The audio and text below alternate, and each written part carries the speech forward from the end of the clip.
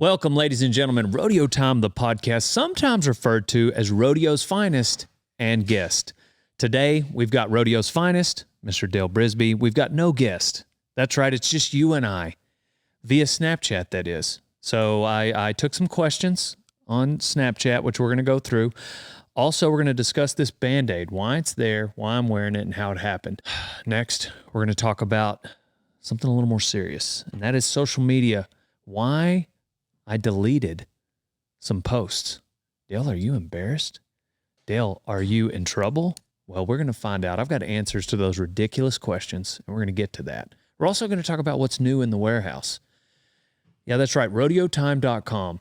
That's the roof that we're sitting under, and we've got dozens of new designs, T-shirts, caps. Check that out. I think the reward feature is now turned on, so if you buy 2 shirts, you might get something free, a free cap, and you get to choose the cap. We've got a super talented designer, good friend of mine, Mr. Pecos McCool, and he's designed for us for years. But this year's the first year that he is full-time rodeo time. That means quality every single day because we're bucking stock around the clock. And we're also putting out great designs on rodeotime.com. Now, let's get into these Snapchat questions. We've got some interesting ones. I've only opened a couple, so some of these I'm going to be hearing for the first time with you guys, the citizens of Winnebago. All right? Before we get too much further, I'm sure you notice Daddy's T-shirt, Mountain Ops. I'd like to thank you guys for bringing us the nutrition you need to stay beefed up and ready to get in a cattle battle. All right? Get you a protein shake, get you a protein bar, a Dale Brisby Olson Super Punch Ignite. Use code Dale for 20% off. All right, here we go. Let me go to, we're going to look at Kaylee Phillips. Hey Dale, Kaylee here from Australia. I'm wondering about Ranch Bronc and how to get into it, but the only problem is that there's no schools around me. They're all up in the northern part of Australia.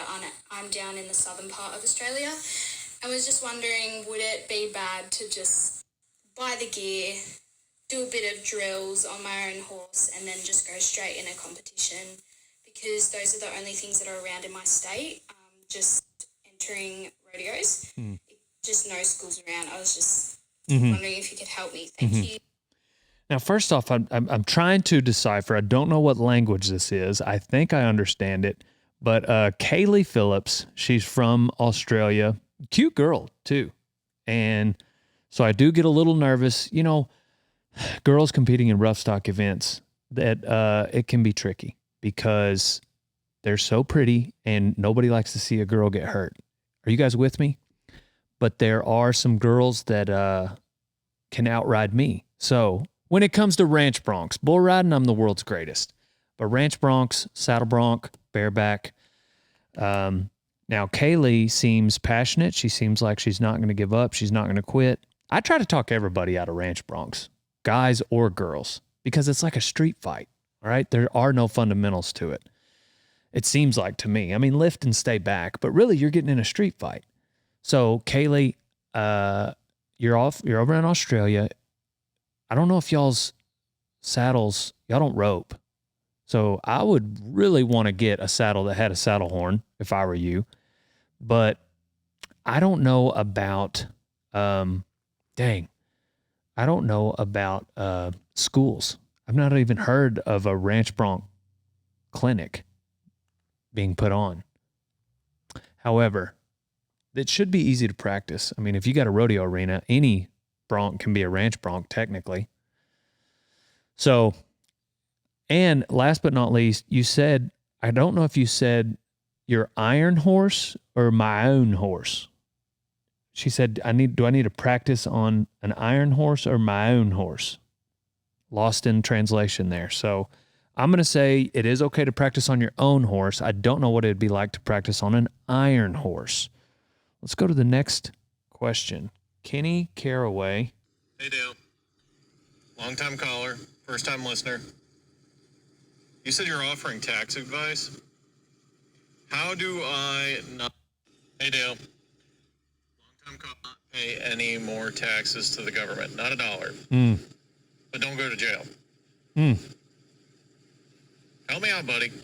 Not pay any more taxes. How do I not pay any more taxes and not go to jail? Well, I mean, option A would be you just lose money.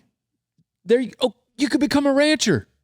You could become a cowboy and you lose money. You don't have to pay taxes when you're a cowboy. You're welcome, Kenny. Problem solved. I'm not sure. You look like you were sitting on some equipment, maybe in a big truck. Maybe you're a truck driver or running dirt work company. Maybe you're in an excavator. Regardless, you're making too much money. That's the problem. So thanks a lot, Joe Biden. Trump's going to fix it all. Don't you worry, Kenny Caraway. But that doesn't matter because you're going to be a cowboy. None of us are in it for the money. So you could be a rodeo cowboy. You could be a ranching cowboy. I would say farming, but I don't know anything about farming. They might make money.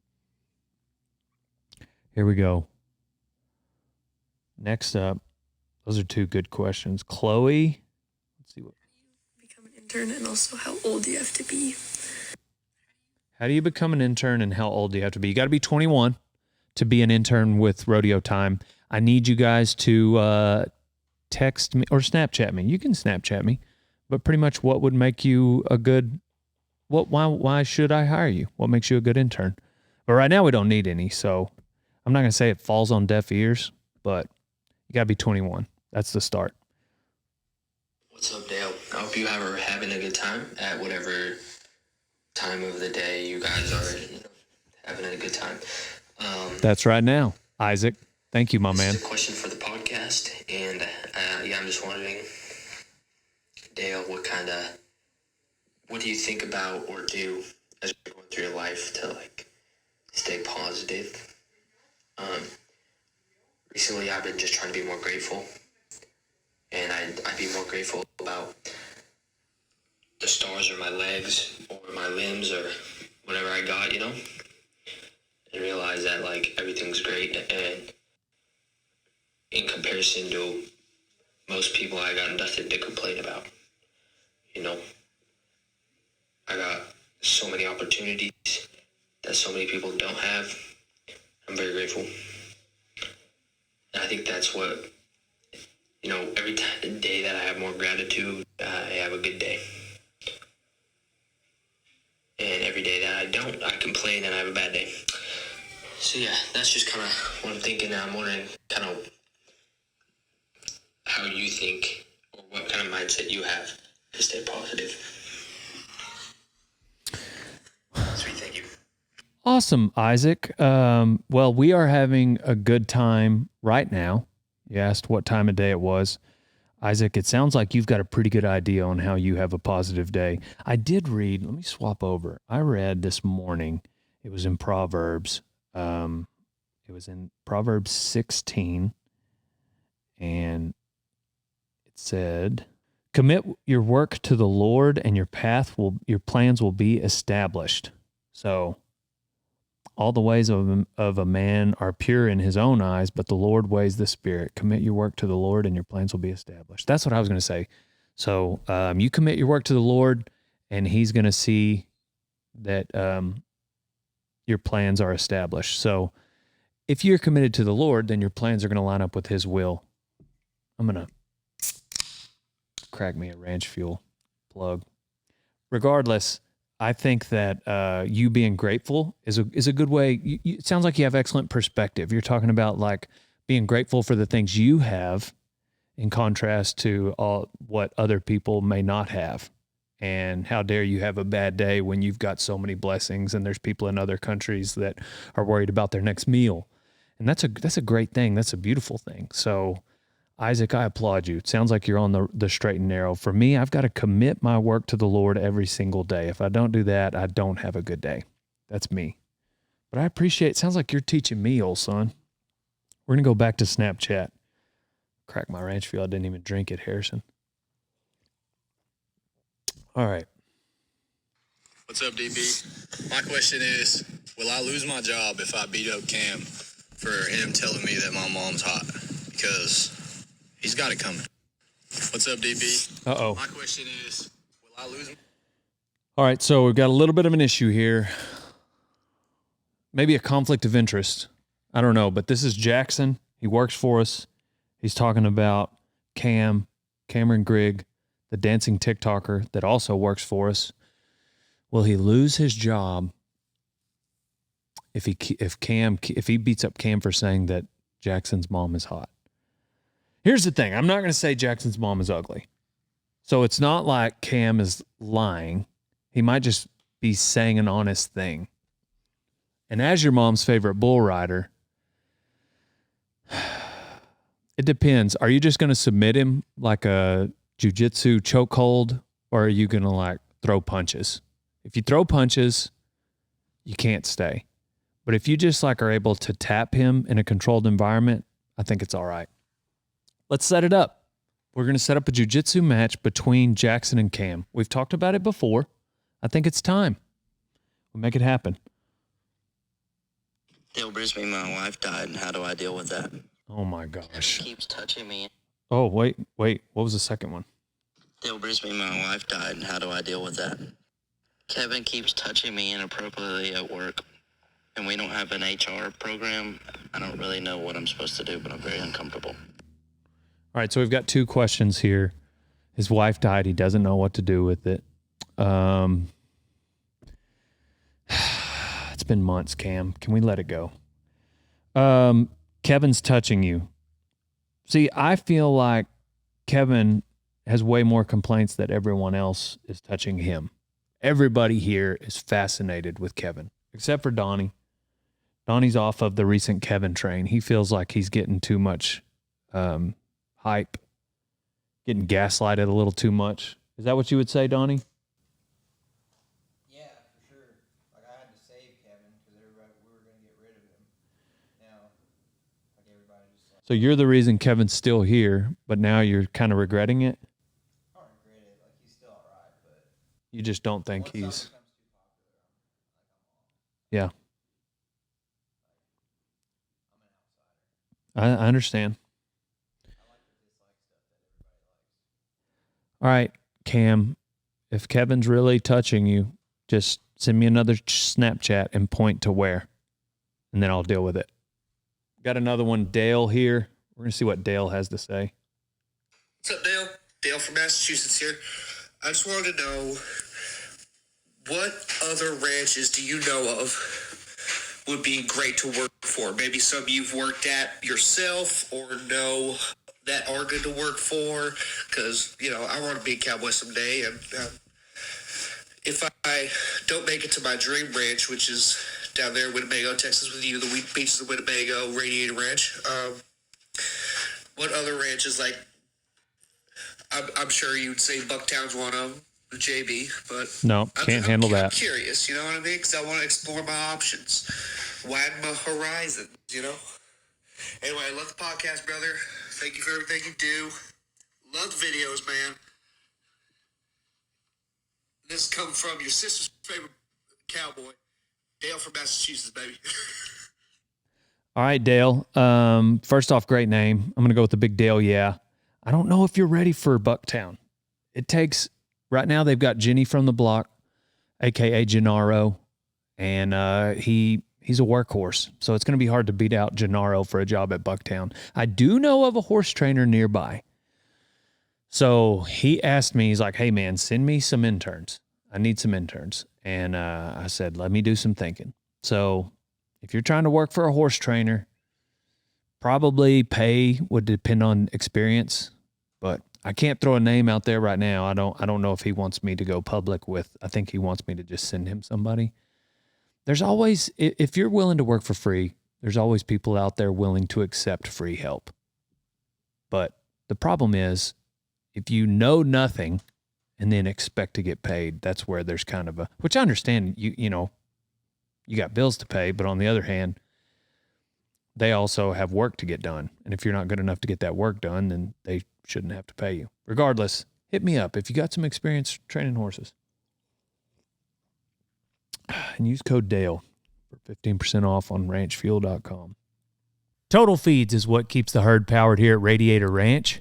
And Total Equine is what I've been giving Boone for 10 years. He's 24 years old and still going strong. You can get it on Chewy.com or a dealer near you.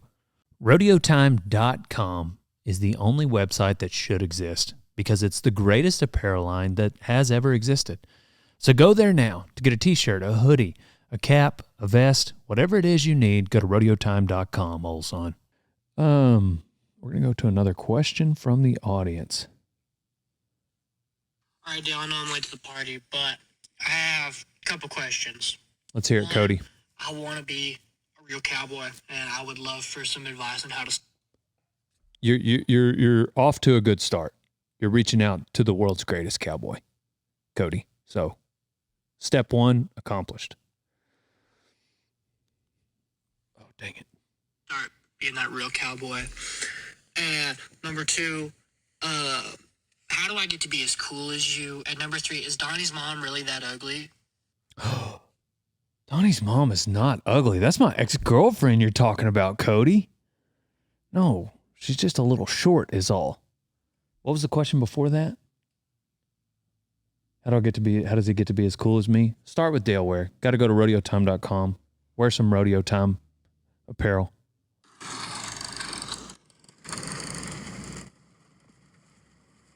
Oh, you should come bring cabs with us. We'll pay $200 a day. Dalhart, Texas. 9 people. Oh. 2, 3, maybe 4. Depends on the day.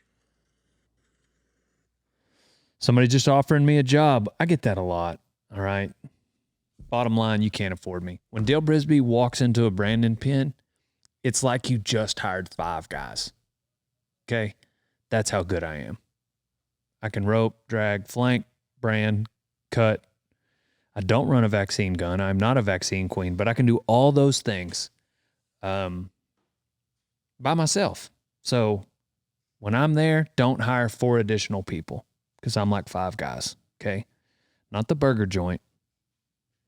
Like a really good cowboy joint is what I'm talking about. Okay. Arizona, we just got back. It was a wild trip. I don't know if any of you guys have seen the film, the documentary that we put out recently. It's an hour and 44 minutes. Donnie did a fantastic job editing it. But Donnie and Cole and I, we went to Arizona. Derek Begay called. And 14 hours drive. And then we thought we were there. Turns out the 4-hour, 5-hour drive in, once we got to the dirt road, was the real adventure. And when you watch this film, you get to see that adventure unfolding. And I was a little nervous. I was talking to some friends a couple days ago, and they were like, man, you were super nervous in that video. And that's because they know me. And they can see when we're filming how genuine my reaction is to all these experiences. And that's what that was. It was nerved up. Now, my trailer was kind of in a little bit of a jam going in there.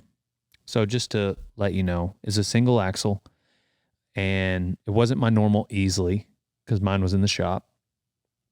But all you can take is a 16-foot through this mountain. So we packed 4 horses into this 16x6. I borrowed it from my brother-in-law.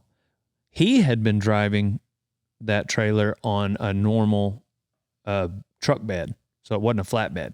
So the front of it was jacked up a little bit. You know, they let the tongue down on the gooseneck, the neck down, I guess.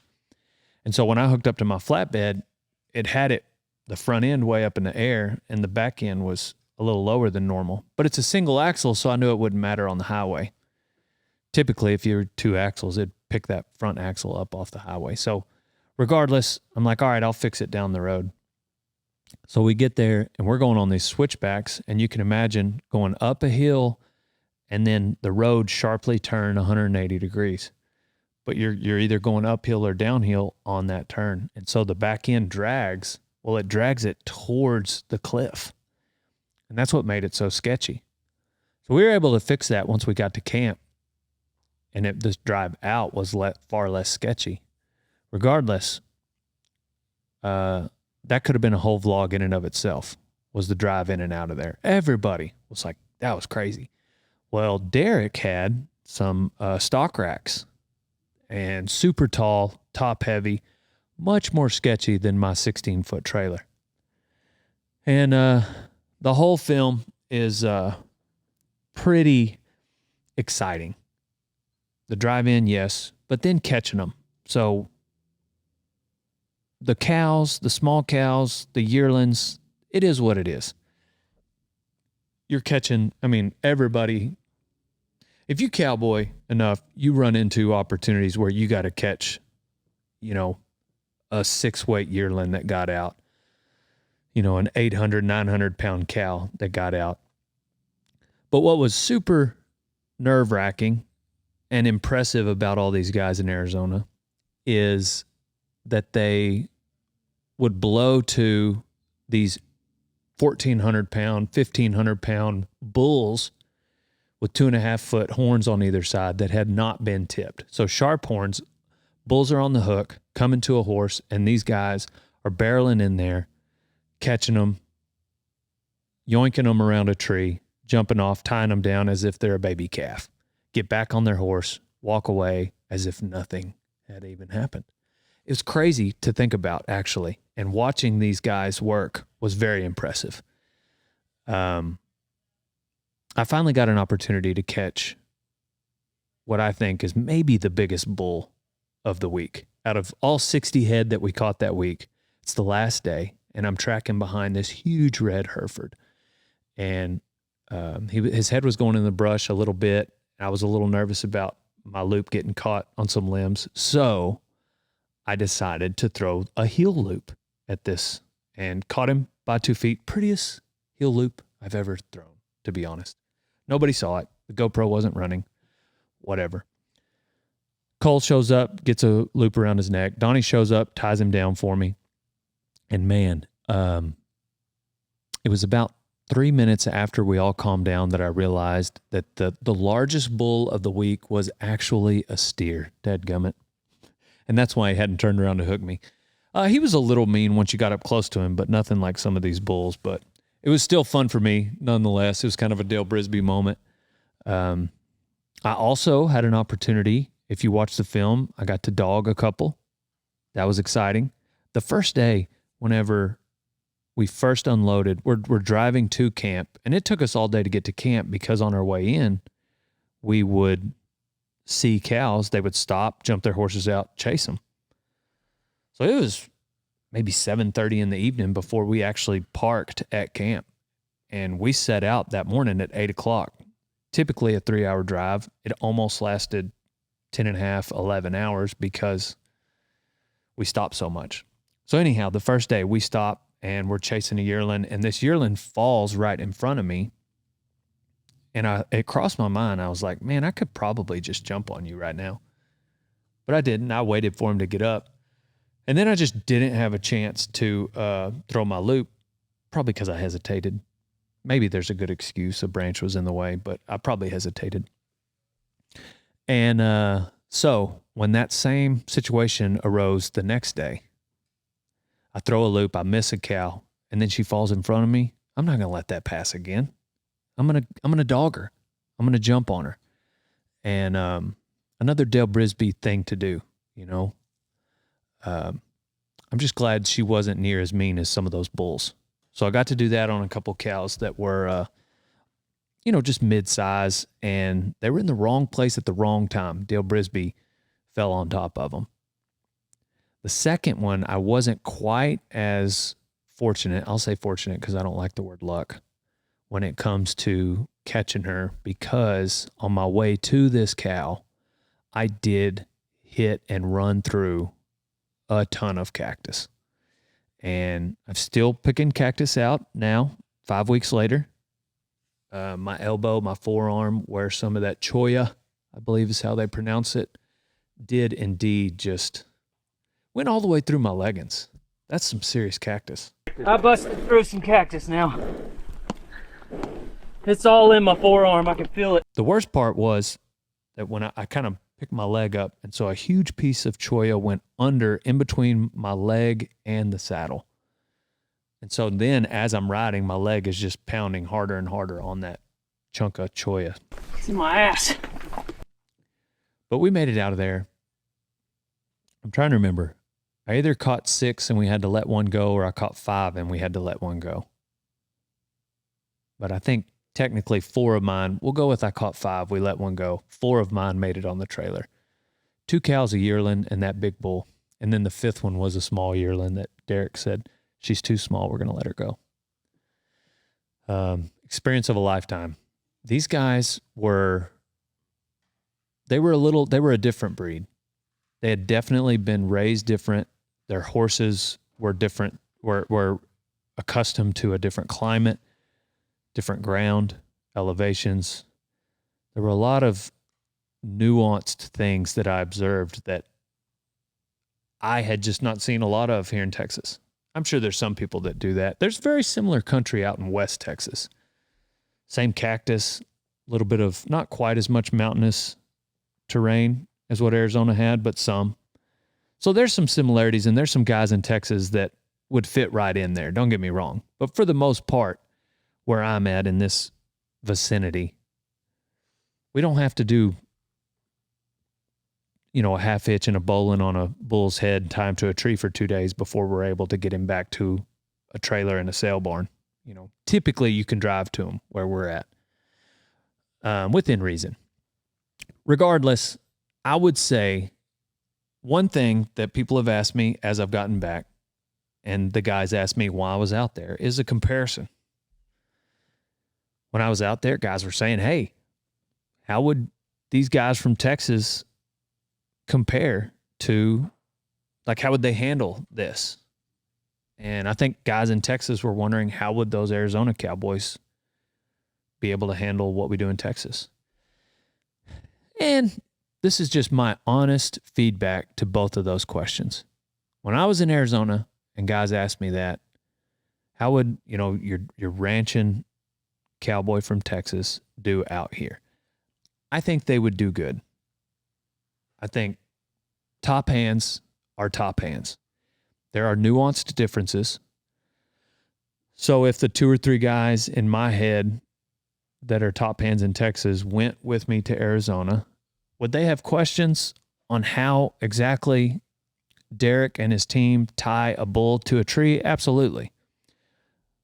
There are some people in Texas that would know that because they've been everywhere. But I'm talking about if, for the most part, your top hand Texas cowboy hadn't been to Arizona and vice versa, that Arizona cowboy hadn't been to Texas. I think that both those top hand cowboys having switched positions, it would take a very short amount of time for them to learn the rules of, let's say, for instance, how to gather a pasture in Texas. They would learn those rules and then they would fit right in. Same thing if it were true of a Texas cowboy going to catch Mavericks in Arizona. You got a week or so of, if they really studied the rules, and then they would fit right in. That's what I think. Because if you can ride a good horse and throw a good rope and you don't hesitate, you're aggressive, and you take to a Maverick bull or yearling. I mean, take, for instance, some of these pickup men. There's a lot of pickup men that rope a lot of bulls, and most of those bulls are coming to them. Now, the stakes are a little different because those bulls are tipped, obviously. But those guys exist all over. There's rodeos all over. So I don't think it's impossible to say that there's a Texas cowboy that can fit in Arizona. It's also not impossible to say that there's a Arizona cowboy that can fit in Texas. The R&D continues. The research and development continues. There was kind of a little bit of a idea kicked around of going somewhere else for me to experience how they might do it elsewhere. We've kicked around a few locations, but I haven't really, I don't know. The problem is the leaving part, and then you got to be there for a week. I really enjoy being in Winnebago, but catching Mavericks in Arizona, I've always wanted to do. Derek Begay sent me a Snapchat probably somewhere between 7 and 10 years ago. And when he sent me that first Snapchat of him leading out a Maverick, something deep in me got stirred up and a little bit nervous because for some reason I just had this feeling of not only that was something I wanted to do, but I felt like that was something I was going to do. It's the same feeling It's a similar feeling to what I had with noodling, which I know sounds weird, like how do the two compare? All I'm saying is it's something I was interested in. Noodling to me is one of those things that I think the stakes are a lot lower than catching Mavericks. I would say catching Mavericks is more dangerous. Wouldn't you say, Donnie? Catching Mavericks is more dangerous than noodling? More dangerous? Yeah. Absolutely. But it's the reason, I guess the reason I frame the question like that is there's a lot of people that say they would never noodle for a catfish, but they might catch Mavericks. But I'm sure there's opposite. The opposite is true too. I think it's just the people's fear of snakes and snapping turtles.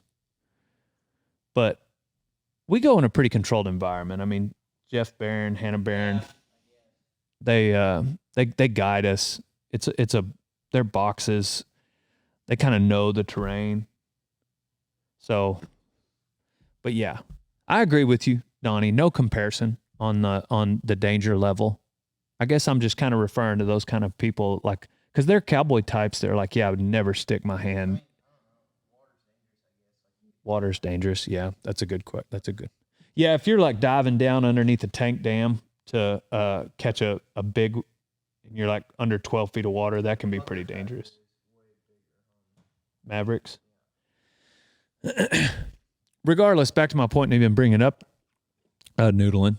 That is something I specifically wanted to do. Skydiving, I'm not that interested in it. I don't know why. Are you, Harrison? Not really? Is it because you're scared of it or you're just not interested? Yeah, me neither. I don't. Like, there was a guy who's like, you got to come make a video with me skydiving. And I was like, I don't know. Or I could not. I could just hang out here and... Yeah, it's not even that. There's just certain activities, deep sea fishing. I'm just not, I don't know. I don't want to, catching a Maverick in Arizona, that's pretty cool. Rock and roll denim is what Dale Brisby uses to spur his bucking bulls. I get the Reflex. Gives me the mobility I need to be the cowboy I am. So go to rockandrolldenim.com, old son. Hey, old son, if you're not feeding every morning with a Can-Am side-by-side, then you ain't no cowboy. I got a Can-Am because I needed a reliable ranch rig that I could use every day because I don't know how to work on stuff like that. So I want something that's not going to break down ever. Get yourself a Can-Am, old son. I like to do some wild things occasionally. I'm not saying I'm some, rugged alpha male, tough, whatever. I'm not claiming to be that, but I enjoy stepping around a little small fighting bull, something small that maybe isn't going to kill me. I enjoy getting on a bucking horse or a bucking bull. I enjoy catching Mavericks, noodling. But it seems as though there are people on the internet that just do not agree with that kind of lifestyle. I get rocks thrown at me for it puzzled me. I saw a comment. It said that Dale encourages young people to live a dangerous lifestyle. And I was like, I don't know how to feel about it because I guess technically I do because I'm a rodeo cowboy and I do all those things I just mentioned. And yes, technically you can. There's a lot of BMX guys. I mean, like, look at Travis Pastrana. Like, the kind of stuff he does, I feel like he's got way more injuries than I do. Yeah. I feel like the animal side of things makes it way more unrealistic. I feel like anybody can ride a dirt bike, at least sit on one. You can casually ride a dirt. I guess you can casually, I don't know. We're splitting hairs. Regardless, there are people that throw rocks because of the danger factor in our lifestyle. And what I'm getting to, what I'm driving at is the post I deleted. So part of the Arizona trip was the drive in. And we've got these horses in a stock rack, and it was crazy the way this truck was leaning. Well, they had driven there before, and they knew it would be fine. And so we got out to smooth out part. We cut down some branches, so we're out of the pickup. And this truck goes and turns this corner. We took horses in, and then we brought cattle out. and people are throwing rocks at it's dangerous, and there were horses in the stock racks, which I understand someone's appreciation for a horse, but number one, they'd been there before. Number two, it's not like this is the driver's first time. It's not like they had Dale Brisby in the driver's seat. But why did I delete it? Because I had my friends tagged in the post, and it's Dale Brisby's page. Okay, so if you want to jump on this page and say that Dale Brisby's not funny or good looking, as wrong as you might be, that is your opinion, and I might leave it on there. I don't know. Sometimes I used to, if it got real derogatory, I would take people to the block party. They'd get blocked. If you're derogatory, I don't really care for, a lot of bad words on my page or just like super hateful. So I feel like I'm doing you a favor if I take you to the block party. Like, hey, all right, now you don't have to see my stuff anymore. But if you're legitimately just being critical, like throwing rocks at, for instance, maybe the audio on our podcast, which used to be pretty bad. Now we do our best. Well, we did our best then. Our best just wasn't good enough. But if you're critical of the audio, like I'm not going to block you. Like, okay, whatever. You're free to have an opinion. I disagree in the way that some people present it because I'm just not that kind of person that's going to just comment something negative online. I don't know. Just go somewhere else, right? That's how I feel. But with that particular post, the reason I deleted it is it had my friends involved, and I just don't want someone who I asked for it. I put myself in the limelight. Well, I'm in the limelight because I'm the world's greatest, but regardless, I guess I chose to be there because it's my page and I hit post. They did not. Innocent bystanders. And so I just decided to delete it because I don't want them to. I'm supposed to have thick skin. As thin as it actually is, I'm the one that's supposed to have thick skin.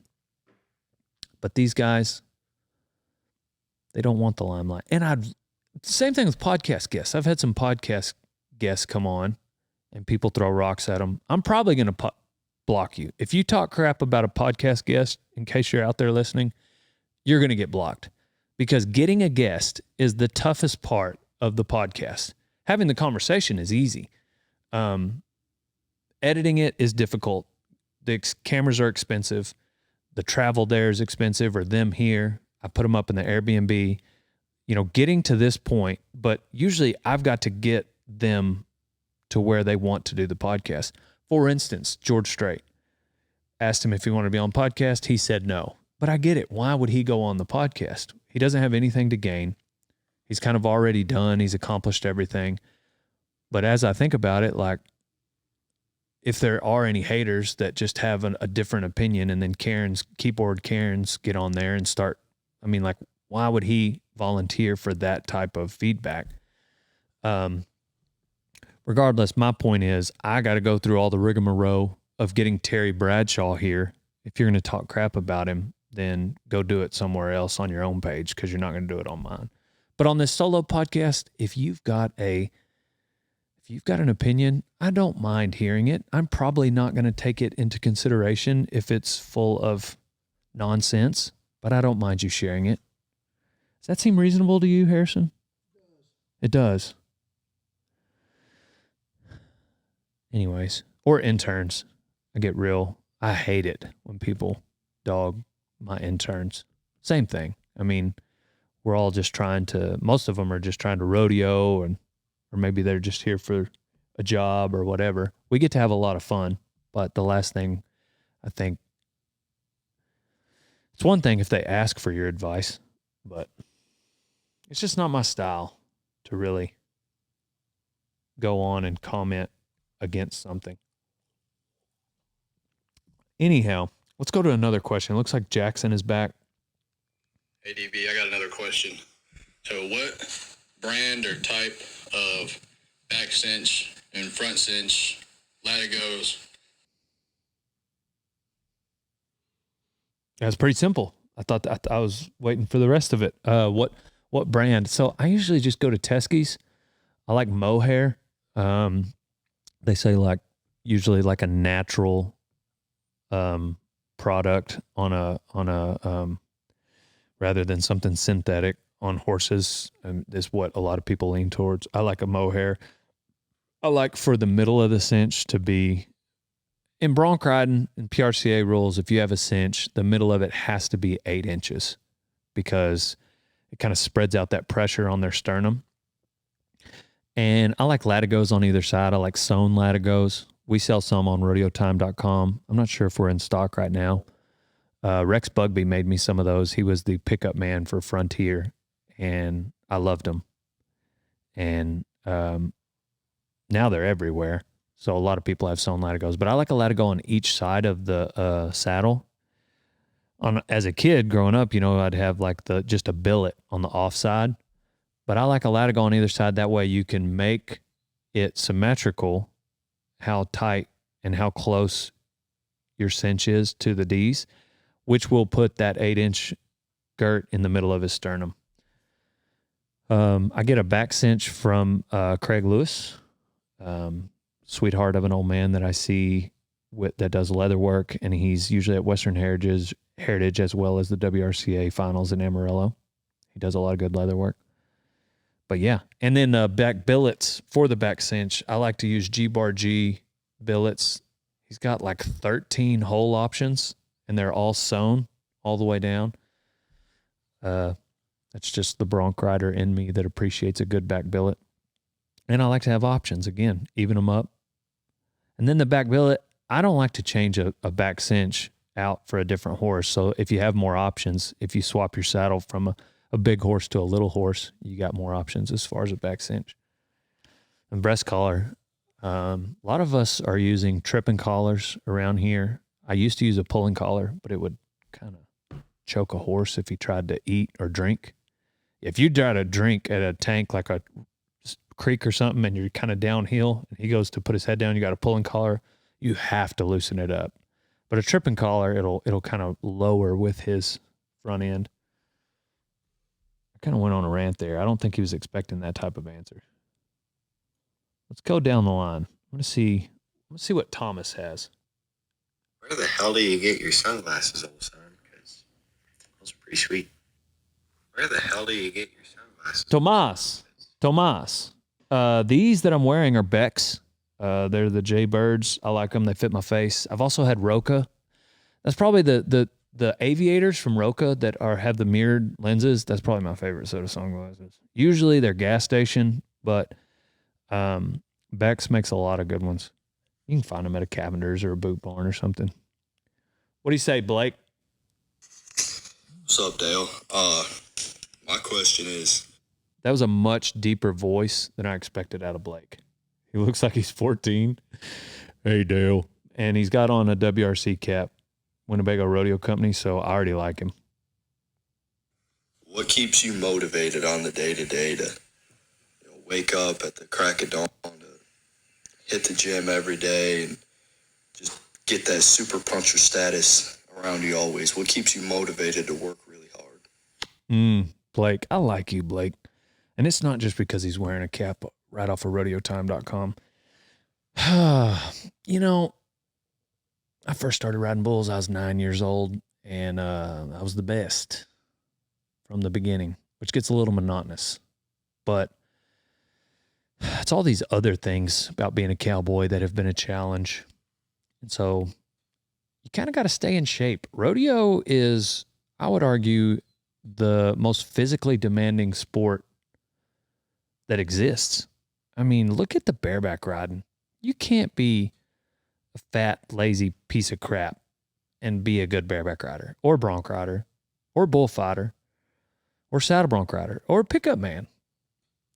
Heck, even the calf ropers kind of got to be in shape. A lot of them got a little dad bod, little pudgy belly, but I mean, you got to be able to pick up a calf and flip it over real fast. Regardless, competing in rodeo has kept me motivated in the gym. The rest of the day, I don't know. My granddad was an entrepreneur. My dad was a cowboy. So both of their bank accounts reflected as much. Yeah, I would say a little bit of vanity, mixed in with a whole lot of fear of being poor. If we want to get real, it's a real, being poor sucks. Hey, Bro Tater Chip, if you like getting swole-o-matic, then get yourself some Protein on mountainops.com. Hey, or if you just like being healthy, whether you're trying to bulk up, get healthy, have energy, go to mountainops.com and use code Kevin for 20% off. Ever since I started riding bulls and punching fools, I've been wearing an American hat because I'm an American. I actually wore a different hat before that for the longest, but then my mom got a job. So wear an American hat, old son. Otherwise, you ain't no cowboy. Let's see what Murr has to say. I'm not sure. How'd you become the world's best cowboy and know like a lot of people? How did I become the world's best cowboy? Murr is, it looked like a father figure was holding the phone for this adorable 12-year-old girl. I'm telling you, I just kind of born the world's greatest. And then the world was like, hey, we got to see more of this. And I was like, okay, I guess I'll start a YouTube channel, which we have been killing it lately. Good job, team. I'm in the media room. We're putting out a vlog a week as well as 2 podcasts a week. And also subscribe to our backup channel. They've got the Dale Brisby channel, got the Rodeo Time channel. 2 channels. Hit subscribe. Turn the notifications on. Let's hear from Nate Murdoch. Dale, Nate Murdoch from Parma, Idaho. I really need to know if that hair is real and where you got all that hair from. Also, some tips on starting my own colt. Tips on starting horses. Oh. Ooh. Tips on starting his own colt. I don't know. I've heard a lot of colts out there, but I think he was referring to COLT. Can't help you on the CULT. But, sorry. I didn't know if I was, do I give the guy advice? Because a lot of people accuse us of being a cult in here. And so do I tell him how we started Rodeo Time? Now I forgot his original question.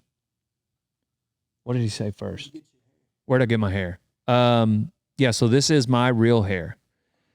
I got the receipt to prove it. It's mine and it's real hair. So I can show you that receipt. It's not synthetic and I do own it. So it's my real hair. As far as a cult, you need to subscribe to the Craig Cameron YouTube channel. I helped him get it started. He's probably got, 40 videos on there. Soak up all of that knowledge. Maybe go online, buy his DVDs. They're probably a little more organized in how they present the information. You can go to his clinics too. Craig Cameron has 3-day clinics. You can go to his house. He's got a cabin you can stay in. You can either bring your own horse. I don't know if he'll supply one, but those 3-day clinics at Craig's will really open your eyes to what it means to start a young horse. I wouldn't learn with the horse if I were you. Let me back up. If you're learning, I think you need a horse that can teach you. You learn on that horse that's teaching you, like a boon or something. Pay the money, get a good horse, ride him around, learn about him, and then get a young horse that you can teach. You're not going to know. Yeah. What's going to happen is you're going to, at the end of your experience, you're going to have like a normal, you're going to look back and realize all the things you should have done different with this young horse, but maybe the horse has now learned some bad habits. Find a horse that can teach you and then you teach the horse. How about that? That's my advice. I can't remember who that was. We're going to go to Nick. How much choya got stuck in your hair when you was in Arizona? How much choya got stuck in your hair when you was in Arizona? That was another parent who was holding the phone for their young person. A lot of choya. We talked about that already. It wasn't the choya in my hair that I was concerned about. It was more where the sun don't shine that I was most concerned about.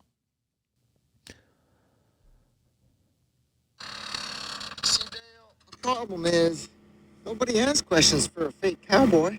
You're all hat and no cows. We want to make fun of Dale Trip. Let's start that trend by, you're so gay jokes.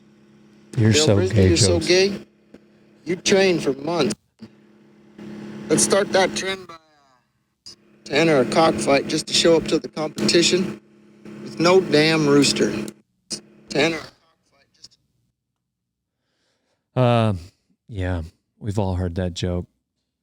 So I was really hoping for something good there, but yeah, we've heard that joke a few times. So his name on here is me, Wyatt Gifford. Wyatt, I appreciate the path you're on, but you've just got to do a better job of asking AI to write your jokes on Dale Brisby. All right, because you can't use something that every super puncher has Snapchatted to his buddies within the last 6 months. All right, Hilton. Well, Dale, I got a question for you. I got probably one of the best papered studs, but I'm new to horses. I got, pretty much the ins and outs about a cow, but I'm new to owning a horse, I guess you could say. What would be the best way to breed them? Whether it's in a pasture or should I put them in a lot with each other? I'm not sure. I haven't made my mind up. I need your information. Hilton, that's a good question, and I feel that you should, it just depends on how long they're going to be out there. I think they'll be fine in the pasture. But, yeah, so I don't know much about breeding horses. I usually don't myself, so you're going to have to ask somebody who does, because it's kind of weird. Another post I deleted, yeah, we branded some calves, JBDB bucking bulls, and it was a Bramer calf. People just commenting on there that we had branded a donkey. Like, no, it's a Bramer calf. That's just the color of it. But I deleted that one, and people throwing rocks. Some people don't agree with fire branding, but it's been around for years. We got to identify these animals, especially the wild ones that'll get out often. But I did delete it because it involved my good buddy JB Mooney. And the last thing I want is somebody throwing rocks at one of my buddies. So if you see something deleted, that's probably what happened. And yeah, maybe deep down, I personally don't appreciate it myself. But regardless, we're going to hear from Joey. This looks like Joey is maybe a female. Okay, my question is, Dale, how do you build a godly relationship with an ungodly man? I don't think you can. You're trying to fix somebody. Let that man go be, unless you're already married. If you're already married, yeah, you got to stick it out. But you look pretty young. You might just be dating. Joey, you're going to have to, you're going to need to move on. So, need to be equally yoked. You don't want to attach yourself to somebody who's going to pull you away from the Lord. That's just my 2 cents. You want the man to lead you to Christ.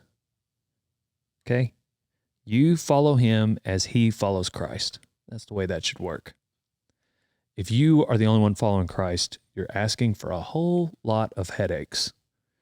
I'm not saying it's impossible. I'm not saying it's not going to work. I'm not saying he won't come around. But just because you have good intentions does not mean that he is going to cave. Anyhow, Joey, I'm going to say on to the next one. What else we got? Rocco. That sounds like a cool name. Let's hear what Rocco says. If I could come and meet you one time this year. Rocco wants to come meet me. He's a young boy. I get a lot of Snapchats from kids on here. Rocco, come on. All right, Stephen Word. He was just Snapchatting me. Sorry, guys. Cowboy. Who ain't no cowboy? Dale Brisby. Dale Brisby? Uh-huh. I don't know, man. You gonna go mow the yard? You ain't no cowboy. I get a lot of that too. You know, we made the first You Ain't No Cowboy video. It was supposed to be a tour of the first gen. And I started walking around this majestic pickup that I got from my great-great-granddad. And it just came out. If you don't have a pig and string on your headache rack, then you ain't no cowboy. You ain't got a pig and string in your truck. You ain't no cowboy. So I kept going with it. And I became the expert on all things cowboy, who is and who isn't one. Most likely you ain't. Regardless, it never crossed my mind how much it would hurt my feelings when a 7-year-old boy runs up to me in the booth and tells me that I am not a cowboy. You know, deep down, Dale Brisby does have a heart. A lot of people ask, where is Dale? Not very many people ask, how is Dale? Oh yeah, the Band-Aid. We just got some fighting heifers. You might have seen our recent Rodeo Time episode where I went and purchased them from Cody Webster. Hi, welcome to the Flying W. This is not Jack. Look out! And we took them to Bucktown. It's the most recent episode of Rodeo Time TV, not the podcast. And first game we played, bull poker. I think it was 6 interns wrapped around a table, all wearing vests. I'm not an animal. But these animals were wild. The first one wouldn't come to the table. So I had to bait this heifer to come hook these guys at the poker table. And she wouldn't do it. It was just too big of a crowd. So she wanted to go around it. She followed me all the way around. And on my way around, I did slice my arm open. Thankfully, I'm super tough. And especially after I got a little bit of Neosporin and a Band-Aid, we're good. The second heifer did not hesitate to smoke the table. Everybody got hooked. We probably played 6 different games with these heifers because there were 6 of them. We did freeze tag. We did whoever touches the fence is gay. Out. We did, I can't remember all the games. You're going to have to watch the next episode of Rodeo Time. This podcast will probably come out before that episode I'm talking about. But see, again, dangerous behavior. Am I encouraging it? No. I'm going to try to talk you out of rodeoing. But it is the life I choose to live. And if you're interested in watching it, then subscribe to my YouTube channel. That's how it is. Is there anything else I need to address? My buddy got some new seasoning. G's seasoning. I don't make any money on it. He does give me free seasoning. So check out G's seasoning. It would be GS and then seasoning. So there's 2 S's. GSseasoning.com. G's seasoning on Instagram. It is the world's greatest seasoning. I know everybody says that. I've not found one that you can put on a steak, chicken, eggs, fish, French fries. You got to get it. I'm about to have, I use it 3 meals a day, personally. And I'm a carnivore guy. Aren't I, Donnie? And I am pretty strict. I do not stray away. So check out G's seasoning if you like a little bit of added flavor. What do you got, Harrison? What do I need to cover before we leave here? Oh, I do have a code for rock and roll denim. Code Dale. Get 15% off if you want the vintage Reflex that Daddy's wearing. Does it bother you when I refer to myself as Daddy, Harrison? I don't guess so. It doesn't? There's not like just a slight bit of uncomfort or anxiety? At first, but you got used to it? I think it's hilarious. And when somebody says it makes them uncomfortable, it makes me want to say it more. So Daddy's going to keep saying it. Right, Ty? All right. Y'all check out rodeotime.com and use code Dale on ranchfuel.com. I love you all. And if you're not driving a side-by-side made by Can-Am, BRP, you ain't no cowboy. On to the next one.